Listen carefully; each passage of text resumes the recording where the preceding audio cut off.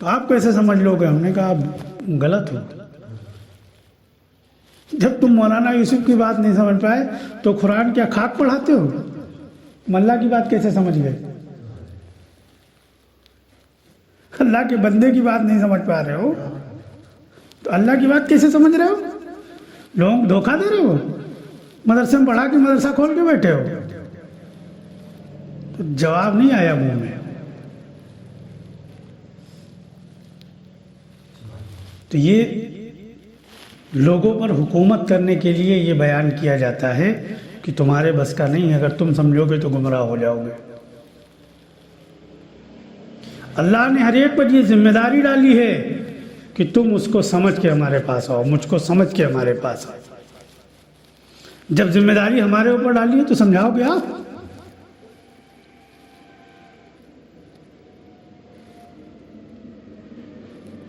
कौन समझाएगा? हमको समझना पड़ेगा ना। दूसरा वो समझाएगा जितना उसने समझा है और जैसा समझा है, उससे ज़्यादा समझा लेगा कोई?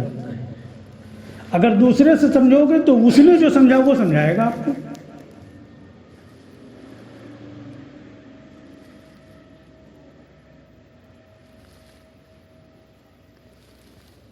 अब मिसाल के तौर पर हमने बचपन में 2-4 क्लास पढ़े थे। हमारे ज़माने में तो किताबें इतनी होती नहीं थी, अब हो गई। तो वही 2-4 किताबें चलती थी, सब कहीं वही चलती थी। एक वो इंग्लिश की आती थी, अब तो वो शायद ढूंढने भी ना मिले। और एक आध हिंदी की, वो आम थी, मतलब कोई अलग कोर्स वोर्स नहीं होते थे उस ज़माने में। बहुत तरक्की होती थी किसी स्कूल में तो कापी कलम में मिल जाता था न, वो लकड़ी की तख्ती और वो क्या कहते हैं खड़िया, और वही जिसमें शीशी होती थी कांच की, उसी से रगड़ के उसको चिकनी करो। सबने किया हुआ। अब जो किताबें चल रही हैं, अब तो बच्चा पहले दिन से भेजो तो उसके वजन से ज़्यादा तो बच्चे का बस्ता वजन है। अब हमको वो किताब दी जाए कि बच्चे को पढ़ाओ, तो हम क्या समझाएंगे? क्योंकि हम उसको समझे ही नहीं, तो हम समझा लेंगे। अब अपनी झेप तो मिटानी है, क्योंकि टीचर बना के खड़े किए गए हैं। अब उस झेप को कैसे ख़त्म करेंगे? जैसे हमने थोड़ा बहुत समझा है वैसे समझा के उसको ये जाहिर करेंगे कि यही आखिर है। कि उससे ये कहेंगे कि देखो हमको जितना आता है समझा दिया, इससे आगे तुम किसी से और समझोगे। कोई टीचर ये कहता है। इसीलिए रब ने किसी का मोहताज नहीं बनाया। उसने कहा कि तुमको क्या हो गया, तुम कोई गौर फिक्र नहीं करते हो। और लोग क्या कहेंगे? अरे गौर फिक्र ही ना करना, रास्ते में बंधा लग गया। और ये बंधा लगेगा जब आप किसी फिरके में शामिल होंगे, फिर वो अपने रास्ते पर चलाएगा, बाकी बंधा लगा देगा। आप फिरकों को तोड़ दो, सारे बंधे टूट जाएंगे। अब आओ और बैठो, उस रब को पहचानो। जितना आप उसको पहचानते जाओगे उतना उसके करीब होते जाओगे। ये रास्ता आसान है रब से मिलने का, मुश्किल है लोगों में बैठने। लोग इसको कबूल नहीं करेंगे। लोग आपको पागल, मजनू, गुमराह न जाने क्या क्या कहेंगे। इसलिए इस रास्ते पर कयामत तक चलने वालों की तादाद हमेशा थोड़ी रहेगी।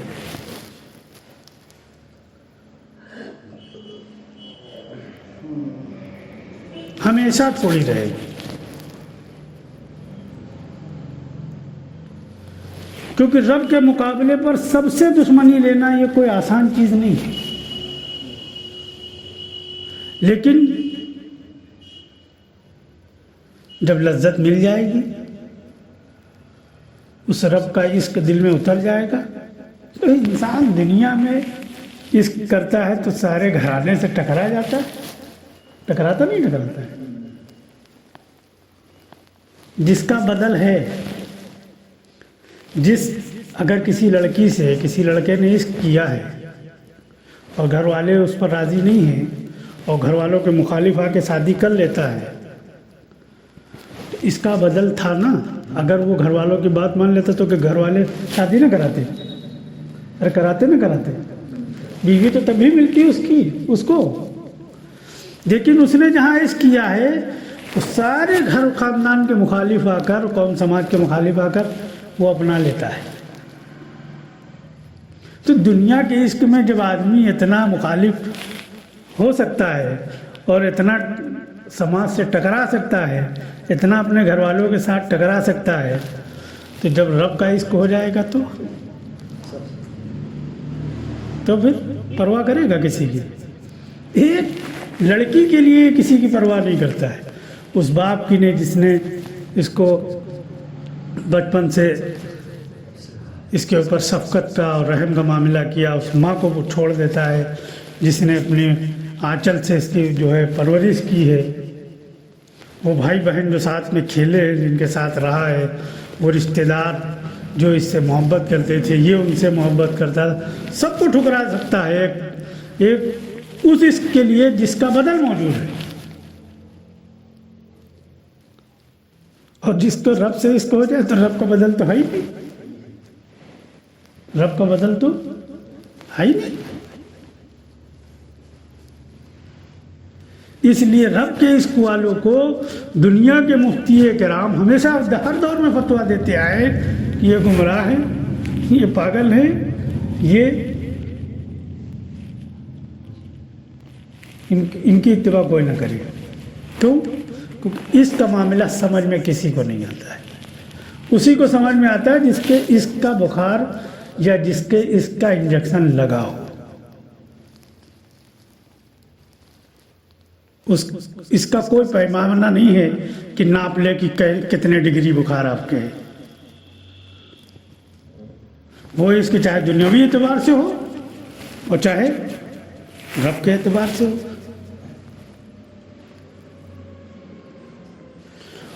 उस इश्क के पैदा किए बगैर न नमाज से मसाइल हल होंगे, न रोने से मसाइल हल होंगे, न लिबास से मसाइल हल होंगे और ना शक्ल बनाने से मसाइल होंगे। इश्क लाओ। अब जब खड़े हो गए उसके सामने और कहोगे, अपनी फरियाद करोगे, तो फिर दुनिया नहीं होगी सामने, फिर वो रब होगा सामने। कौन होगा? वो रब होगा सामने।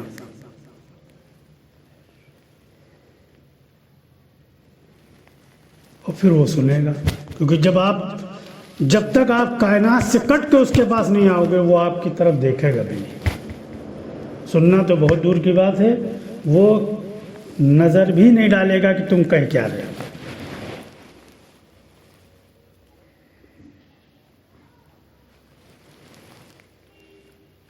वो इश्क चाहिए, जिस इश्क में कोई शरीक ना हो। उस रब को क्या चाहिए? हाँ, वो ताल्लुक़ चाहिए जिसमें कोई शरीक ना हो। और जब उसमें कोई शरीक नहीं होगा तो सब आपके मुखालिफ होंगे। इसलिए रब से ताल्लुक़ रखने वाले हमेशा हर दौर में इनकी तादाद हमेशा थोड़ी रहेगी।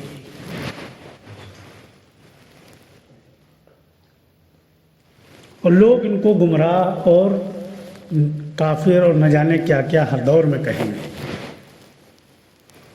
इसलिए इंसान को ये रास्ता थोड़ा मुश्किल लगता है, लेकिन कब तक?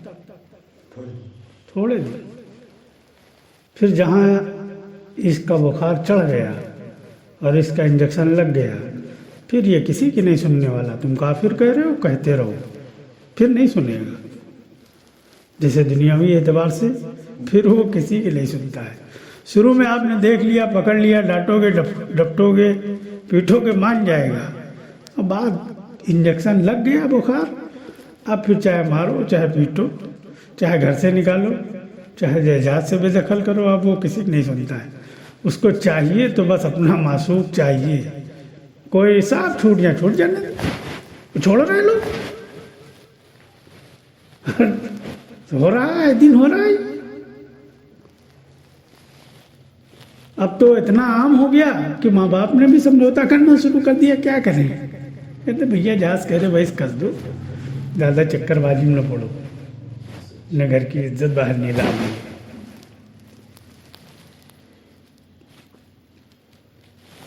अपने रब से ताल्लुक़ बनाना ये असल है, शकल बनाना ये असल नहीं। हम शकल पर मुतमईन हैं। शकल जितनी अच्छी होगी उतने हालात होंगे, दुनियावी एतबार से देख लो चाहे दीनी एतबार से देख लो। शकल के साथ अगर असल है, असल के साथ अगर शकल है तब तो काम बन जाएगा। हाँ, खाली शकल है तो बनाए रहो।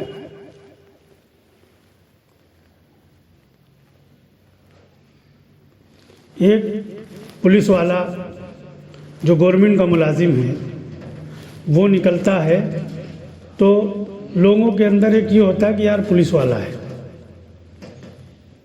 तो तमाम चीज़ों से लोग रुक जाते हैं। कोई चोरी कर रहा है, पुलिस वाला आ रहा है तो करेगा, रुक जाएगा। कोई जुआ खेल रहा है, कोई लड़की छेड़ रहा है, रुकेगा ना, क्यों? असल है। और एक वो नकल बन के आते हैं, अब तो कम दिखते हैं, बाज़ार में आए गए पैसे वसूल लें। कोई दरोगा बना है, कोई लंगूड़ी बंदर बना है, तो लोग हा हा हा कर रहे हैं। तो ये नकल है। मुसलमान नकल है, मुसलमान इस वक्त नकल है, असल नहीं है।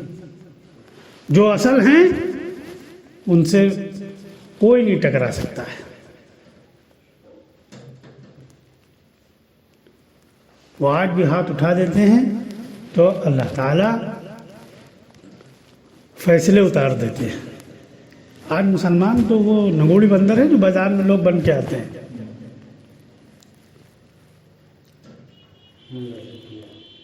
बहरूपिया है, क्योंकि इसके अंदर हकीकत नहीं है,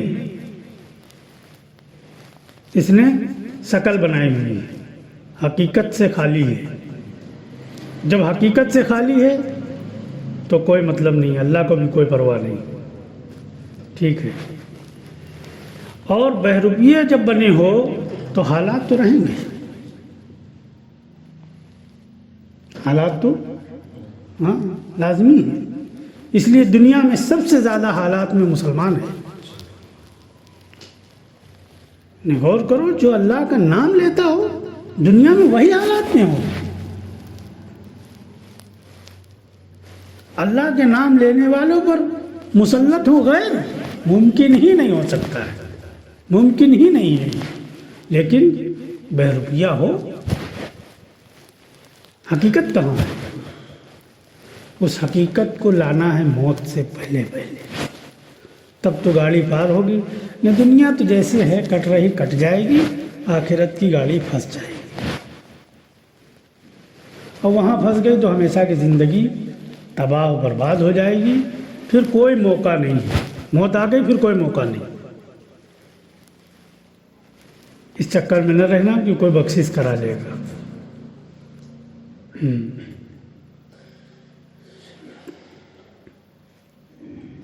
एक मर्तबा लिस्ट से बेलिस्ट हो गए, बस खेल खत्म। इसलिए वहाँ सबसे पहला जो इंसान से सवाल होता है वो रुबूबियत को लेकर होता है कि रब को पहचान के आए या नहीं आए।